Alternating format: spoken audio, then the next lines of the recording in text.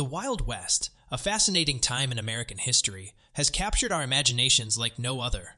It all began with the early European settlers who arrived in North America in the 1600s.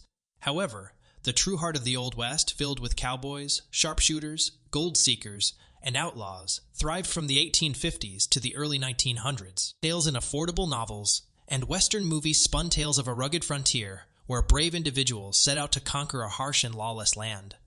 This legendary image has woven itself into the fabric of American culture, even if it's not entirely accurate. As evidence of its enduring charm, many ideas and iconic Wild West symbols continue to thrive today, even though they may not align with history.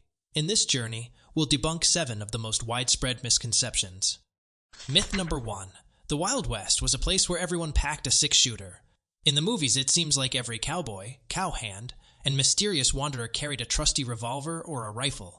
But the truth is, gun regulations were quite strict in many towns and cities on the frontier. While many folks did own guns in the West, when you strolled into town, you often had to part ways with your weapon or hand it over to the local authorities. For example, Dodge City, a famously raucous frontier town in Kansas, had a prominent sign right in the middle of town that read, "The carrying of firearms strictly prohibited." Even the most famous shootout in the history of the Old West, the gunfight at the OK Corral in Tombstone, Arizona, reached its climax when Wyatt Earp and his brothers insisted that a group of cowboys surrender their weapons, as required by local laws. According to Adam Winkler, an expert in United States constitutional law, Tombstone had far more stringent regulations on carrying guns in public back in the 1880s than it does today. So, the image of every cowboy strutting around armed to the teeth isn't quite accurate. Myth number 2. Cowboys came in only one color, white. When we think of iconic Western actors like John Wayne, Gary Cooper, James Stewart, and Clint Eastwood, one common thread is that they were all white. But the story of the Wild West is far more diverse than what we've seen on the big screen. Historians estimate that up to 1 in 4 American cowboys were black, with many formerly enslaved African Americans finding work on ranches out west after the Civil War. What's more, cowboy culture didn't even start in the United States. It was rooted in a ranching style introduced by Spanish colonists in the 16th century and first adopted in Mexico. In Mexico, cattle ranchers and herders were known as vaqueros. By the late 19th century, as many as 1 in 3 cowboys were Mexican. Myth number 3. The quintessential frontiersman was a dashing hero. Cowboys and Wild West lawmen often take on romantic personas, whether as the strong, silent type or the heroic figure who comes to the rescue, looking sharp in their clean shirts and shiny boots. However, the reality was far less glamorous, and to be frank, they didn't exactly smell like a bed of roses. Author and historian Harry Chrisman described cowboys as reeking of cow and horse dung with infrequent baths. They sported beards that doubled as homes for lice, fleas, and other unpleasant critters, which could easily lead to infections like barber's itch. So, while they were rugged, they weren't quite the suave figures we see in the movies. Myth number 4. The Wild West was a haven for robbers.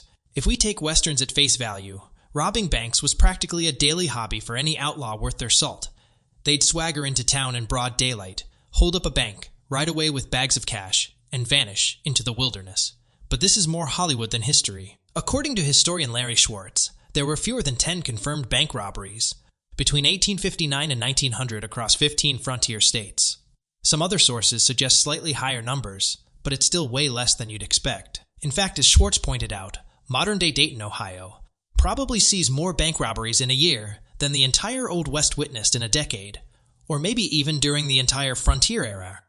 Myth number 5. Cowboys and Indians were constant foes. The popular narrative of cowboys versus Indians often paints a picture of never-ending conflict, but in reality, cowboys rarely engaged in significant battles with indigenous peoples, and certainly not to the extent we see in Western movies. While tension existed between ranchers and Native Americans, cowboys typically tried to avoid confrontations that might turn hostile. On the other side, Native Americans weren't as likely to ambush pioneer wagon trains as we've been led to believe. They often tolerated these wagon trains and were more inclined to trade than to attack. Between 1840 and 1860, Native Americans were responsible for the deaths of 362 immigrants, making them far less of a threat than many other dangers in the Wild West, such as river crossings, hunting accidents, or simply falling off your own horse. Myth number 6. Wild West cowboys had a thing for cowboy hats. There's nothing quite as cowboy as the classic cowboy hat, right? Well, not exactly. The iconic Stetson hat we associate with cowboys didn't hit the scene until 1865, and the original design was quite different from what we envision today. Many Old West cowboys favored the derby hat, also known as the bowler hat, mainly because it clung to their heads, even in gusty winds or during a rough horseback ride. Some famous names like Butch Cassidy, the Sundance Kid, Black Bart, and Billy the Kid sported these bowler hats with style. Myth number 7. The Wild West was all about quick-draw gun duels. You've probably seen those dramatic showdowns in Western novels and movies, where two fearless gunfighters square off in a dusty street while nervous townsfolk peek from behind saloon doors and dirty windows.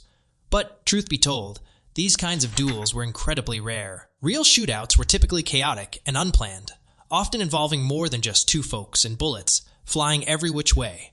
It's not like the slow and calculated high-noon showdowns we've seen in pop culture. The famous face-off between Wild Bill Hickok and the gambler Davis Tutt is one of the very few examples of a one-on-one quick-draw duel in a public place, making Hickok a legendary figure in the process.